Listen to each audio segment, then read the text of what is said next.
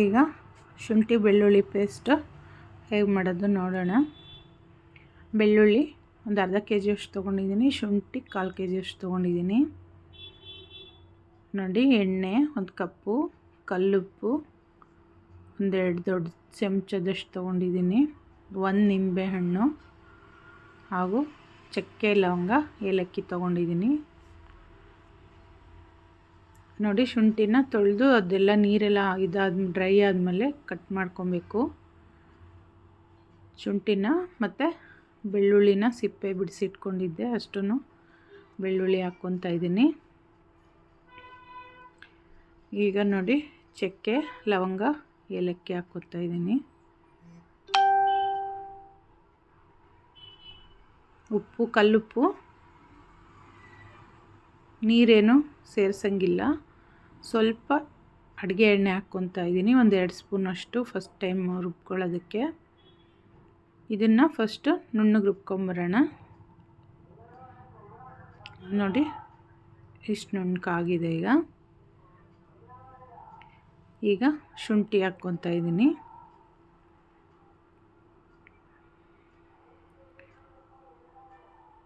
ಮತ್ತು ಉಳಿದಂಥ ಎಣ್ಣೆನೆಲ್ಲ ಹಾಕ್ಕೊಂಡು ಮತ್ತೆ ಮಿಕ್ಸಿ ಮಾಡ್ಕೊಳ್ಳೋಣ. ನೀರೇನು ಹಾಕಂಗಿಲ್ಲ ಇದಕ್ಕೆ.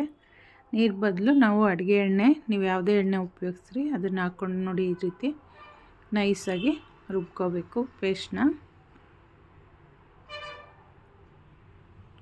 ನೋಡಿ, ಇಷ್ಟು ನೈಸಾಗಿ ಬರುತ್ತೆ. ಈಗ 1 ನಿಂಬೆಹಣ್ಣನ್ನು ಹಿಂಡ್ಕೊಳ್ಳೋಣ. ನಿಂಬೆಹಣ್ಣು ಬೇಡ ಅಂತಂದರೆ ನಾವು 1-2 ಸ್ಪೂನಷ್ಟು ವಿನೆಗರ್ ಅಂತ ಬರುತ್ತಲ್ಲ, ವಿನೆಗರ್ನ ಸೇರಿಸಿ ಇದ್ರ ಜೊತೆ ಮಿಕ್ಸ್ ಮಾಡ್ಕೋಬೋದು. ಇಲ್ಲದೇ ಇದ್ದರೆ ನಿಂಬೆಹಣ್ಣೆ ಮಿಕ್ಸ್ ಮಾಡಿಕೊಂಡು ಚೆನ್ನಾಗಿ ಎಲ್ಲ ಪೇಸ್ಟ್ ಜೊತೆ ಈ ಹುಳಿ ಅಂಶ ಎಲ್ಲ ಹೊಂದ್ಕೊಳ್ಳೋಂಗೆ ಚೆನ್ನಾಗಿ ಮಿಕ್ಸ್ ಮಾಡಿಬಿಟ್ಟು ಒಂದು ಪ್ಲಾಸ್ಟಿಕ್ ಡಬ್ಬಿಗೆ ಅಥವಾ ಗಾಜಿನ ಡಬ್ಬಿಗೆ, ಬಾಟ್ಲಲ್ಲೋ ಹಾಕ್ಕೊಂಡು ಸ್ಟೋರ್ ಮಾಡಿ ಇಟ್ಕೋಬೋದು. ಇದೊಂದು 6 ತಿಂಗಳ ತನಕನೂ ಇಟ್ಕೋಬೋದು, ಏನೂ ಆಗೋದಿಲ್ಲ, ಕೆಡೋದಿಲ್ಲ. ನೋಡಿ, ಈ ರೀತಿ ಮಾಡಿ ಇಟ್ಕೊಂಡ್ರೆ ನಾವು ನಾನ್ ವೆಜ್ ಐಟಮ್ಸು ಯಾವುದಕ್ಕೆ ಆಗಲಿ ಹಾಗೆ ಡೈರೆಕ್ಟ್ ಹಾಕ್ಕೋಬೋದು. ಮತ್ತು ಹರಿಯಾಲಿ ಕಬಾಬ್ ಮಾಡೋದಕ್ಕೆ ಈಗ 1 ಕೆ ಜಿ ಚಿಕನ್ ತೊಗೊಂಡಿದ್ದೀನಿ. ಅಕ್ಕಿ ಹಿಟ್ಟು ಹಾಗೂ ಮೈದಾ ಹಿಟ್ಟು, ಉಪ್ಪು, ಮೊಸರು, 1 ನಿಂಬೆಹಣ್ಣು, ಹಸಿಮೆಣ್ಸಿನ್ಕಾಯಿ 1 8, ಪುದೀನ 1 ಹಿಡಿ, ಕೊತ್ತಂಬರಿ 1 ಹಿಡಿ, 1 ಸ್ಪೂನ್ ಮೆಣಸು, 1 ಸ್ಪೂನು ಜೀರಿಗೆ ತೊಗೊಂಡಿದ್ದೀನಿ. ಈಗ ಮಾಡಿಟ್ಕೊಂಡಂಥ ಶುಂಠಿ ಬೆಳ್ಳುಳ್ಳಿ ಪೇಸ್ಟು 1-2 ಚಮಚ ತೊಗೊಂಡಿದ್ದೀನಿ. ನೋಡಿ, ಈಗ ರುಬ್ಕೊಳ್ಳೋದಕ್ಕೆ ಹಸಿಮೆಣ್ಸಿನ್ಕಾಯಿ, ಕೊತ್ತಂಬರಿ, ಪುದೀನ ಹಾಗೂ ಶುಂಠಿ ಬೆಳ್ಳುಳ್ಳಿ ಪೇಸ್ಟು ಹೀಗೆ ಮಾಡ್ಕೊಂಡ್ವಲ್ಲ ಅದೇ ಪೇಸ್ಟ್ನೇ 1-2 ಚಮಚ ಹಾಕ್ಕೊತಾ ಇದ್ದೀನಿ. ಹಾಗೂ ಜೀರಿಗೆ, ಮೆಣಸು 1 ಸ್ಪೂನ್ ಹಾಕ್ಕೊಂಡಿದ್ದೀನಿ. ಇಷ್ಟನ್ನು ಹಾಕ್ಕೊಂಡು ನೈಸಾಗಿ ರುಬ್ಕೊಳ್ಳೋಣ. ನೀರೇನು ಹಾಕೋದು ಬೇಡ, ಹಾಗೆ ರುಬ್ಕೋಬೇಕಿದು. ನೋಡಿ, ಈಗ ನೀರು ಹಾಕ್ದಿರ ಹಾಗೆ ರುಬ್ಕೊಂಡಿದ್ದೀನಿ ನುಣ್ಣಗೆ. ಈ ರೀತಿ ನುಣ್ಣಗೆ ರುಬ್ಕೊಂಡಿದ್ದೀನಿ. ಈ ರೀತಿ ಚಿಕನ್ ತೊಳೆದಿಟ್ಕೊಂಡಿರೋಂಥ ಚಿಕನ್ನಿಗೆ ಈಗ ಪುಡಿ ಉಪ್ಪು ಹಾಗೂ 1 ಕಪ್ ಮೊಸರು, ರುಬ್ಕೊಂಡಿದ್ದಂಥ ಮಸಾಲೆ, ನಿಂಬೆಹಣ್ಣು ಚಿಕ್ಕ ಗಾತ್ರದ ಹಾಕ್ಕೊತಾ ಇದ್ದೀನಿ. ಮೊಸರು ಹಾಕ್ಕೊಳೋದ್ರಿಂದ 1 ಚಿಕ್ಕ ನಿಂಬೆಹಣ್ಣು ಸಾಕಾಗುತ್ತೆ ಇದಕ್ಕೆ.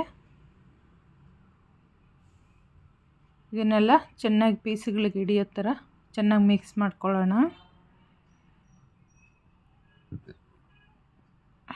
ನೋಡಿ, ಈ ರೀತಿ ಎಲ್ಲ ಪೀಸ್ಗಳಿಗೂ ಹಿಡಿಯೋಂಗೆ 1 ಅರ್ಧ ಸ್ಪೂನಷ್ಟು ಅರಿಶಿನ ಹಾಕ್ಕೊತಾ ಇದ್ದೀನಿ. ಹಾಗೂ ಅಕ್ಕಿ ಹಿಟ್ಟು 1-2 ಚಮಚ, ದೊಡ್ಡ ಚಮಚ, ಹಾಗೂ ಕಾರ್ನ್ಫ್ಲೋರ್ ಹಿಟ್ಟು 1-2 ಚಮಚ ಹಾಕ್ಕೊಂಡಿದ್ದೀನಿ.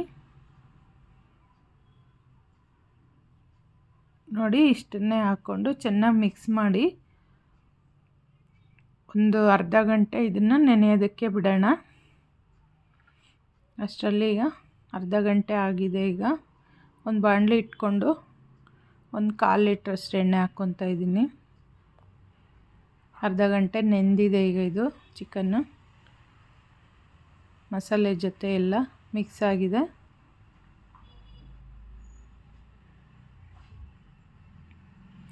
ನೀವು ಈ ಥರ ಪೇಸ್ಟ್ ಮಾಡಿ ಇಟ್ಕೊಳೋದ್ರಿಂದ ಶುಂಠಿ ಬೆಳ್ಳುಳ್ಳಿ ಎಲ್ಲ ಈ ರೀತಿ ಅರ್ಜೆಂಟಿಗೆ ನೀವು ಹಾಗೇ ಹಾಕ್ಕೋಬೋದು. ಅದ್ರ ಜೊತೆ ಚಕ್ಕೆ ಲವಂಗ ಎಲ್ಲ ಹಾಕಿ ರುಬ್ಬಿರ್ತೀವಿ, ಹಾಗೆ ಹಾಕ್ಕೊಂಡು ಮಾಡ್ಕೊಳೋದಕ್ಕೆ ಈಸಿಯಾಗಿ ಆಗುತ್ತೆ, ನಮಗೆ ಬೇಗನೆ ಅಡುಗೆನೂ ಆಗುತ್ತೆ. ನೋಡಿ ಈ ರೀತಿ ಎಣ್ಣೆ ಕಾದ್ಮೇಲೆ ಒಂದೊಂದೇ ಹಾಕ್ಕೊಂಡು ಚೆನ್ನಾಗಿ ಬೇಯಿಸ್ಕೊಳ್ಳೋಣ. ಮೀಡಿಯಮ್ ಉರಿಯಲ್ಲಿ ಬೇಯಬೇಕು ಚಿಕನ್ನು. ನೋಡಿ ಈ ರೀತಿ ಆಗಿದೆ, ಈಗ ಬೆಂದಿದೆ ಎಲ್ಲ ಚೆನ್ನಾಗಿ.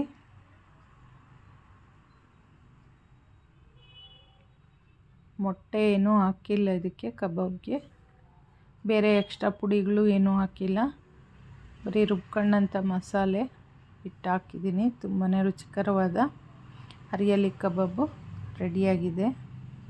ನೀವು ಒಮ್ಮೆ ಟ್ರೈ ಮಾಡಿ ಮನೆಯಲ್ಲಿ, ತುಂಬಾ ಟೇಸ್ಟಿಯಾಗಿ ಬರುತ್ತೆ.